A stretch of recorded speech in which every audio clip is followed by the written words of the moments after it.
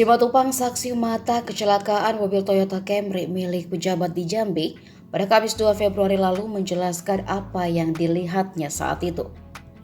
Saksi sekaligus pemilik mobil Calya yang ditabrak oleh mobil dinas tersebut mengaku terkejut melihat ada wanita tanpa busana yang keluar dari mobil berplat merah itu.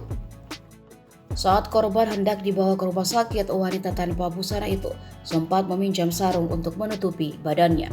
Tak hanya itu, selendang milik Ibu Simatupang sendiri sempat dipinjam untuk menutupi tubuhnya. Simatupang menduga mobil dinas tersebut sedang dikejar oleh sejumlah orang dari arah Bandara Lama menuju ke Dehok. Hingga mobil dinas itu hilang kendali dan menabrak tiang baliho sebelum menabrak mobilnya. Mobil sedan dinas Toyota Camry bernomor polisi BH1842Z mengalami kecelakaan tunggal di Jalan Soekarno-Hatta, Kecamatan Jambi Selatan, Kota Jambi pada Kamis 2 Februari malam, sekitar pukul 22.50 waktu Indonesia Barat.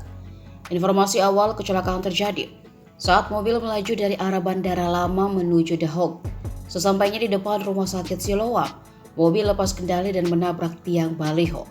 Lalu mobil itu kembali menabrak mobil Toyota Calya. Akibat kejadian tersebut, seorang sopir dan dua penumpang langsung dibawa ke Rumah Sakit Siloam yang tidak jauh dari lokasi kejadian.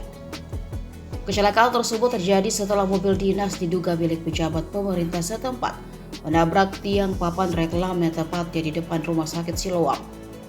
Dalam kejadian tersebut diduga sopir hilang kendali dan mobil dinas plat merah itu ternyata bukan dikendarai oleh pemilik aslinya.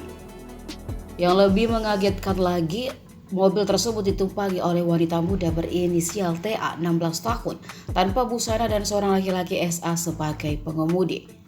Selain itu diketahui menurut keterangan Simatupang, seorang saksi bahwa sebelumnya pengemudi mobil sedan tersebut sudah dikejar oleh sejumlah orang. Bahkan saksi lain menyebutkan di dalam mobil dinas sedan tersebut ditumpangi oleh dua orang wanita, di mana satu wanitanya ditemukan dalam kondisi tanpa busana.